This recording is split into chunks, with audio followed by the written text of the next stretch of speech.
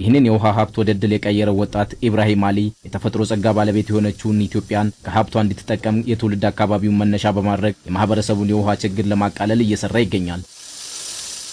የተወለድኩት በምዕራብ ሸዋ በኮቲቤ ወረዳ ሾቦካ የሚባል ከተማ ነው የተወለድኩት። የዛሬ 4 አመት ከሐረማያ ዩኒቨርሲቲ በግብርና ሳይንስ ግራጁዌት አድርጌያለሁ።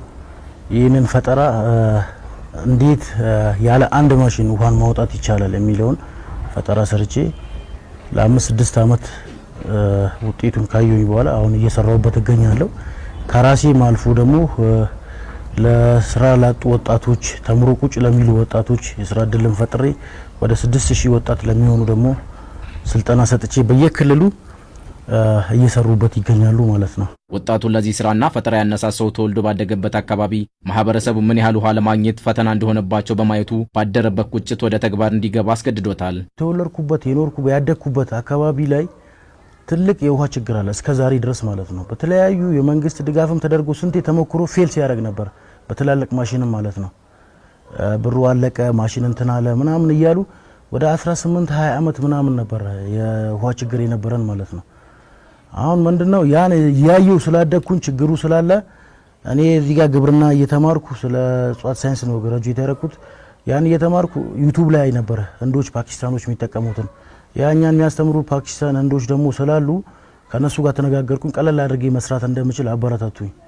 ያን ከነሱ ጋር ስነጋገር ራሴ ተማሪ ያለው ሪሰርች ኤሪያ አለ ፕራክቲካል ሪሰርች መንሰራበት ግቢ ላይ እዛ ጋር ይርኩ ራሴ እንትንል ነበር። ክረምቱ ተዘግቶ ጨርሰን ስንገባ የቤተሰብ ግቢ ላይ ነበር ሂጂ እንትን ያረኩት። ወጣቱ ይዞት የመጣው ማህበረሰቡ ውሃ እንዲያገኝ ያስቻለው ስራ ለሌሎች ወጣቶች ደግሞ ድርብ ዕድል ይዞላቸው ስለመምጣቱ ያነሳል። የኢትዮጵያ ችግሩ ትልቁ ችግራችን ውሃ ነው። የመጠጥ ውሃም አልፎ የግብርናውም ነው። በአመት አንዴ ክረምቱን ብቻ ጠብቀን ነው እርሻን መንሰራው። ሰፊ መሬት እያለን በአመት አንዴ ብቻ ነው ጠብቀን እየሰራን ያለነው። ያ ምንድነው የውሃ ችግር አለን ማለት ነው። ለዛ እንዴት ቀለል አድርገን ማግኘት ትችላለህ የሚለው እኛ ሰርተን ወጣቶቹ ሰልጥኖ ተምሮ ቁጭ ያሉ ስራ ያጡ ወጣቶች ብቻ አይደለም ትላልቅ ደሞዝ ክፍያ ያላቸው ወጣቶች ስራውን ትቶ ወደዚህ አማራጭ አድርጎ ገብቶ እየሰሩበት ነው። ከተለያዩ ሀገር መጥቶ ከተለያዩ ውጭ ሀገር አሜሪካ መታ ሰለጠነች ሴት ልጅ አለች። ከተለያዩ ከብት እርባታ ላይ ተሰማርቶ የሚሰሩ የከተማ ልማት ላይ ተሰማርቶ የሚሰሩት የውሃ ችግር ስላለ ይሄንን በቀላል መንገድ ስላገኙ እንደዚህ እየሰሩበት ይገኛሉ። በአካባቢው በወጣት ኢብራሂም የፈጠራ ስራ የስራ እድል የተፈጠረላቸው ወጣቶችም ስለ ውጤታማነታቸው ምስክርነት ይሰጣሉ።